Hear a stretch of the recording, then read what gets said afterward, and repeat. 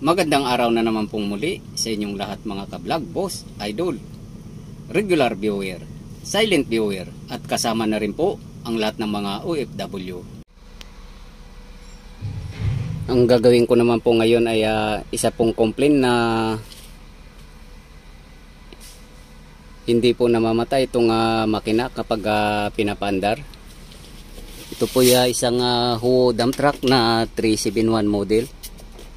So itong Huo dump truck po, yung unit po namin dito ay dalawang klase, 380 at saka 371. So yung 380 po ay isang fully electronic at ito electronic din siya pero hindi fully. So yung complaint po dito ay nung pinaandar nung driver ay tinawag po niya ako dahil hindi po niya namamatay. So hinanap ko po yung problema dito. So medyo po natagalan dahil kino-confirm ko kung bakit hindi siya namamatay.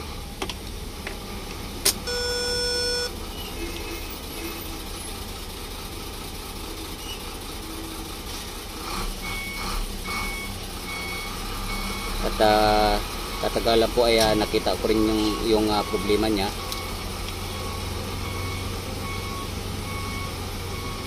Paandarin po muna natin.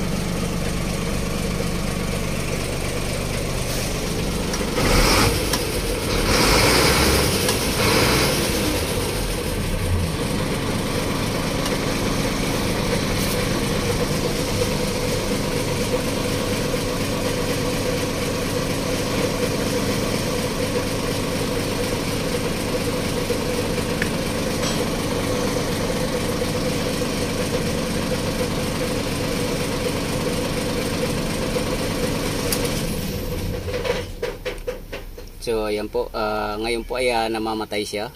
So kaya ko po pinapaandar dahil kapag wala pong hangin ay hindi po siya kayang patayin. Dahil may hangin po ang system bago patayin.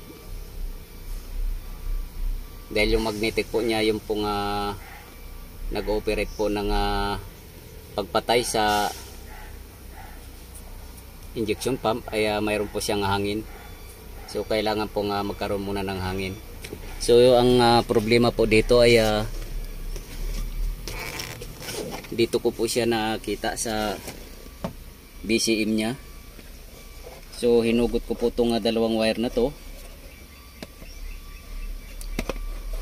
At saka ko binalik. At nung binalik ko ay tsaka pa lang po siya namatay kanina. So nandito po yung problema niya.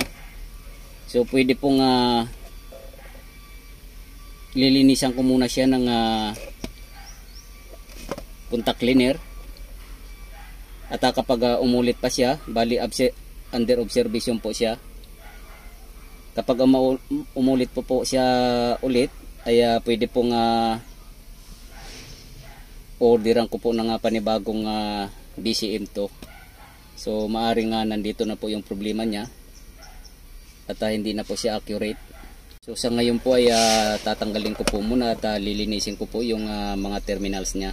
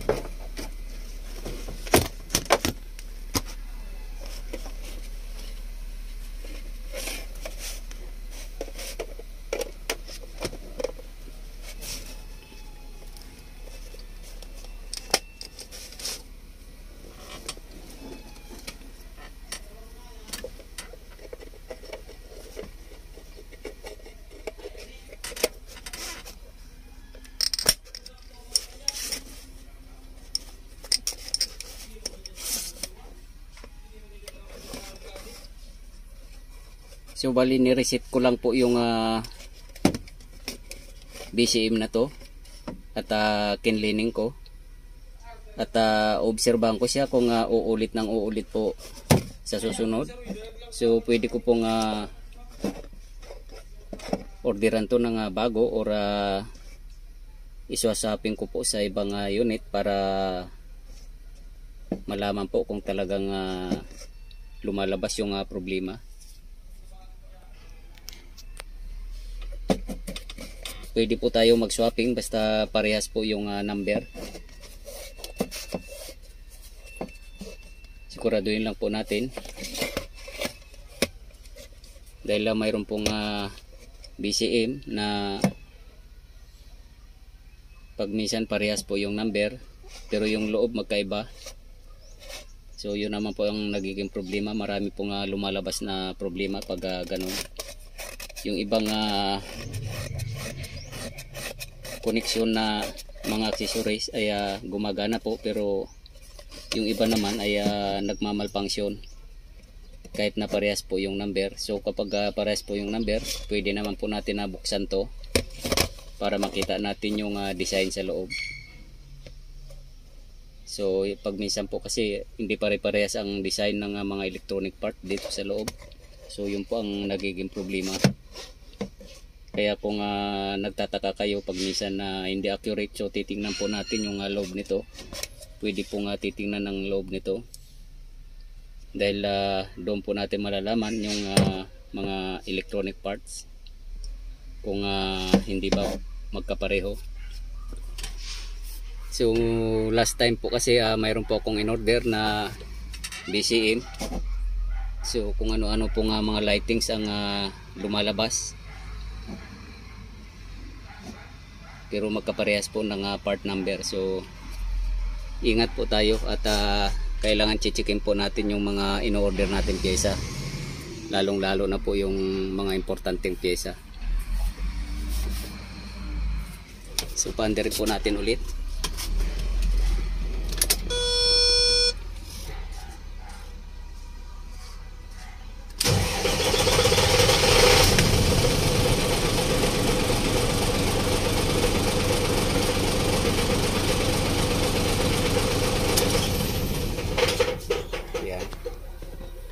So i-obserbahan ko na lang po muna siya kung uulit ng uulit pa para malaman ko po kung kailangan po siyang palitan.